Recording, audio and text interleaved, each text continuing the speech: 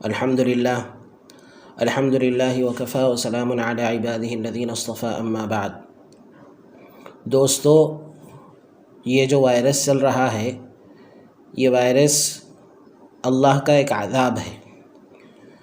اگرچہ کچھ لوگوں کی سازش کا یہ نتیجہ ہے، جیسے کہ بعض حضرات کہتے ہیں کہ یہ وائرس جو دنیا میں پھیلایا گیا ہے یہ کچھ لوگوں کی سازش کا نتیجہ ہے، تو چاہے وہ سازش کا نتیجہ ہی کیوں نہ ہو، لیکن وہ لوگ بھی جو بھی کرتے ہیں اللہ کی چاہت سے ہی دنیا میں ہر کام ہوتا ہے۔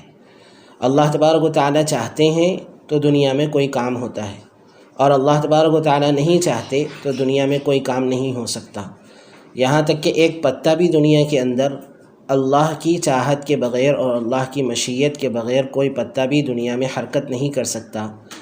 تو دشمن جو لوگ ہیں، وہ لوگ جو انسانیت کو ختم کرنا چاہتے ہیں، ان لوگوں نے اگر یہ وبا پھیلائی ہے تو وہ بھی اللہ کی مشیت اور اللہ کی چاہت کے بغیر نہیں کر سکتے۔ تو یہ اللہ کا ایک عذاب ہے، اور عذاب جو ختم ہوتا ہے، اللہ کے جو عذاب ختم ہوتے ہیں دنیا کے اندر، وہ صرف اور صرف استغفار کی وجہ سے ختم ہوتے ہیں۔ استغفار ایک ایسا ہتھیار ہے جس کے ذریعے سے اللہ تبارک و تعالیٰ بڑی سی بڑی وبا اور بڑے سے بڑے عذاب کو ختم فرما دیتے ہیں۔ چنانچہ قرآن پاک کے اندر اللہ تبارک و تعالیٰ نے خود اس کا وعدہ فرمایا ہے۔ اللہ تعالیٰ فرماتے ہیں وَمَا كَانَ اللَّهُ لِيُعَذِّبَهُمْ وَأَنْتَ فِيهِمْ وَمَا كَانَ اللَّهُ مُعَذِّبَهُمْ وَهُمْ يَسْتَغْفِرُونَ۔ اللہ تبارک و تعالیٰ نے قرآن پاک کے اندر فرمایا کہ اے نبی صلی اللہ علیہ وسلم، جب تک آپ اس دنیا میں موجود ہے اس وقت تک اللہ تبارک و تعالیٰ لوگوں کو عذاب نہیں دے گا۔ پھر فرمایا کہ جب یہ لوگ استغفار کرتے رہیں گے تو اللہ تبارک و تعالیٰ ان کو اپنے عذاب میں گرفتار نہیں کرے گا۔ اور استغفار کے بہت سارے فوائد اللہ تبارک و تعالیٰ نے خود قرآن پاک کے اندر بیان فرمائے ہیں۔ ایک جگہ پر حضرت ہود علیہ السلام کی زبان سے یہ بات کہلوائی گئی، اور حضرت ہود علیہ السلام نے یہ بات کہی کہ یا قوم استغفروا ربکم ثم توبوا الیہ یرسل السماء علیکم مدرارا ویزدکم قوة الی قوتکم ولا تتولوا مجرمین۔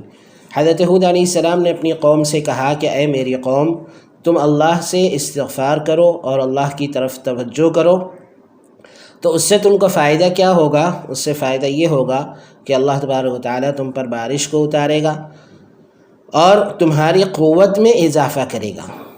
اور یہی بات حضرت نوح علیہ السلام کی زبان سے کہلوائی گئی کہ حضرت نوح علیہ السلام نے اپنی قوم سے کہا تھا کہ فَقُلْتُ اسْتَغْفِرُوا رَبَّكُمْ إِنَّهُ كَانَ غَفَّارًا يُرْسِلِ السَّمَاءَ عَلَيْكُمْ مِدْرَارًا وَيُمْدِدْكُمْ بِأَمْوَالٍ وَبَنِينَ وَيَجْعَلْ لَكُمْ جَنَّاتٍ وَيَجْعَلْ لَكُمْ أَنْهَارًا۔ حضرت نوح علیہ السلام نے اپنی قوم سے کہا کہ اے میری قوم، تم اپنے رب سے استغفار کرو، اپنے رب سے گناہوں کی معافی مانگو، وہ تم کو معاف کر دے گا اور تم پر بارش کو اتارے گا اور تمہاری مدد کرے گا، مال دے کر اور اولاد دے کر تمہاری مدد کرے گا۔ تو استغفار کے بہت سارے فوائد ہیں، اور ان فائدوں میں سے سب سے بڑا فائدہ یہ ہے کہ جب ہم استغفار کریں گے اور اپنے گناہوں کی معافی مانگیں گے، اللہ تبارک و تعالیٰ نہ صرف یہ ہے کہ اس وائرس کو ہم سے ختم فرمائے گا، بلکہ اللہ تبارک و تعالیٰ بارش بھی نازل فرمائے گا اور اولاد اور مال کے ذریعے سے ہماری مدد فرمائے گا۔ دنیا میں امن آئے گا، دنیا میں خوشحالی آئے گی، دنیا میں چین میسر ہوگا جب یہ بندے استغفار کریں گے، جب ہم استغفار کریں گے اور اللہ سے اپنے گناہوں کی معافی مانگیں گے۔ نبی کریم صلی اللہ علیہ وسلم باوجود معصوم ہونے کے اور باوجود گناہوں کے معاف ہو جانے کے کہ آپ صلی اللہ علیہ وسلم کے اگلے پچھلے سارے گناہوں کو اللہ تعالیٰ نے معاف کر دیا تھا، اس کے باوجود آپ صلی اللہ علیہ وسلم ایک ایک مجلس میں، صحابہ فرماتے ہیں کہ ایک ایک مجلس میں ہم لوگ بیٹھتے تھے آپ صلی اللہ علیہ وسلم کے ساتھ، تو ایک ایک مجلس میں 100 مرتبہ آپ صلی اللہ علیہ وسلم استغفار کے کلمات پڑھا کرتے تھے۔ تو استغفار بہت ہی اہم ہتھیار ہے اس وائرس کو ختم کرنے کے لیے۔ تو ہم استغفار کریں، اللہ سے اپنے گناہوں کی معافی مانگیں۔ اس کے لیے نبی کریم صلی اللہ علیہ وسلم سے جو استغفار کے کلمات منقول ہیں، ان استغفار کے کلمات کا اگر ہم ورد کریں تو اللہ تبارک و تعالیٰ کی ذات سے امید ہے کہ اللہ تعالیٰ ہمارے استغفار کو قبول فرمائے گا۔